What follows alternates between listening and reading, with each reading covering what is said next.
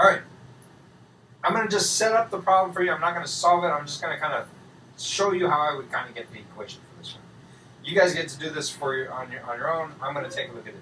Suppose that you put a cylinder and you faucet filled with water. The height as a function of 10 inches, the radius is unknown. Water enters the cylinder at a rate of 2 inches cubed per second. All right, so I got a cylinder, and you want to get the height. Or I know that the height of the thing is 10 inches. I'm going to make that capital H. The water enters the cylinder at a rate, so the thing goes in at a rate of 2 inches cubed per second. The water enters the cylinder at a constant rate, blah, blah, blah. If the cylinder around your answer, okay, wait. I'm going to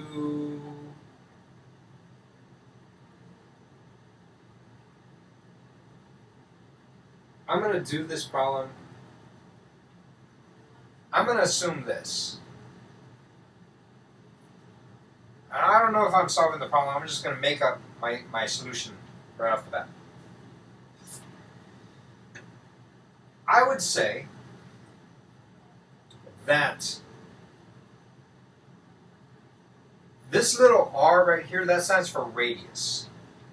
So I don't know the size of the container. Let's say that. It could be 2, it could be 4. I'm just going to leave it as r just to kind of keep things general. This big R stands for the rate. Those are different. They aren't related to each other. I just use the big R because that's for rate, and this stands for radius, but they're different quantities, all right? And this big H stands for height. All right. So I know how to find the volume of a cylinder. The volume of a cylinder is equal to, well, it's equal to the area of the base times the height. So it's equal to, what's the area of a base? It's pi r squared. That'd be the area of a circle times the height. I'm going to make it equal to little h. Because what I'm doing is I'm finding the amount of volume that is in there as a function of, or, you know what I mean? Say I didn't fill up this thing all the way, I just filled it up to little h. Okay? And then what I'm going to do is, I know my volume. My volume is equal to, well, my rate is equal to, well, let's look at the units. It's inches cubed over seconds. Inches cubed measures a volume, doesn't it? And seconds measures the time. So I'm assuming that the rate is the volume over time, right? 2 inches cubed per second. 2 cubic inches of stuff for every second. So it's the volume divided by time. This would imply that V is equal to R times T. And so I can just take that and plug it into here. And I have RT equals pi r squared times h. If I want to get h all by itself, I would simply say h is equal to RT over pi r squared. So what I've done is I've figured out what h is as a function of the rate that you fill it up, the time, and the radius. So let's answer question B real quick. How fast would it take to fill up the container that is 2 inches, radius of 2 inches? Oh, well, this equation relates all these variables together, but they're asking for the time, aren't they? By the way, I'm just curious to know, did I lose anybody over here? You guys all able to get to here with me? Yes, no, I don't know. All right. Anyway, question number 2 is asking for the time. Okay, Kaylin, I'll go back to it a little bit. Wait, you said yes, and then you said I got confused. We'll talk about that in a little bit greater detail, but let's go back to this idea of the time. Question number 2, part B, is saying how long will it take? All I'm asking is, well, they're saying figure out what t is. If I want to get t all by itself from this equation, I simply multiply both sides by pi r squared and divide by big R. So I have t is equal to h pi r squared over big R. And then I plug in my values. This is 2, this is 10, this is 2. So what is that? 10 times pi times 4 divided by 2, which is, well, that would be 10 times, or this would be 2, this would be 1. Pi times 2 is 6.28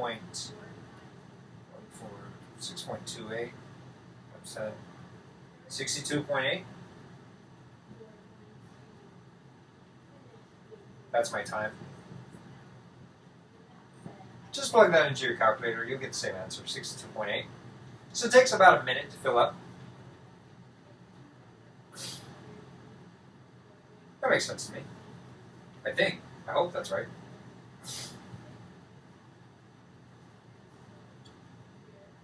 I'm going to erase the numbers over here. Alright, Kaylin, let's go back to how I got this equation. Is this where you're kind of stuck on? Alright. I know this equation. Are we cool with here? Can you get here? Yeah, alright. Is this what's confusing you? Rate is equal to the volume over time.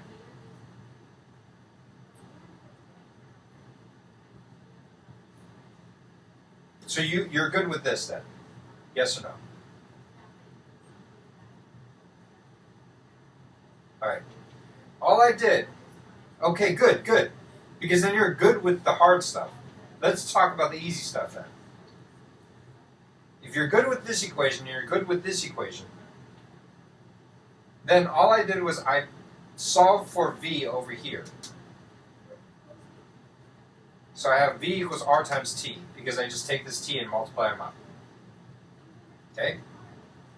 Then all I did was I rewrote this equation down here, but instead of writing a v, I wrote what it's equal to, which is r times t.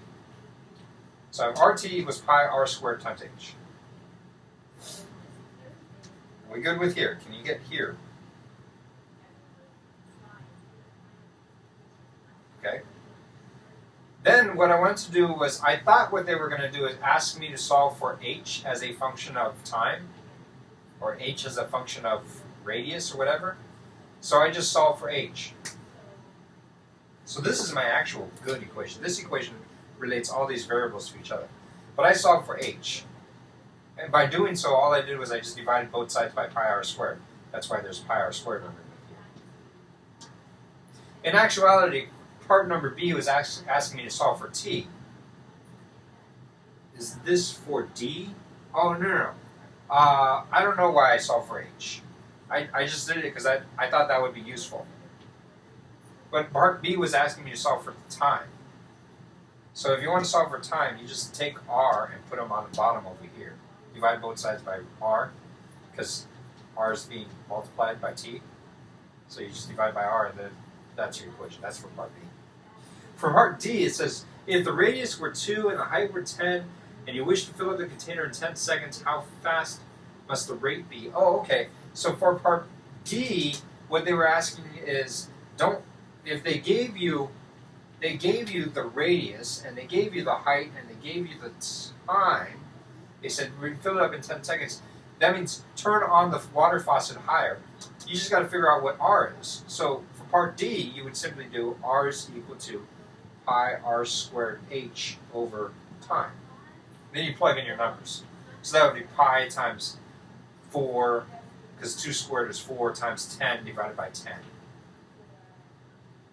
I guess that's just pi times 4.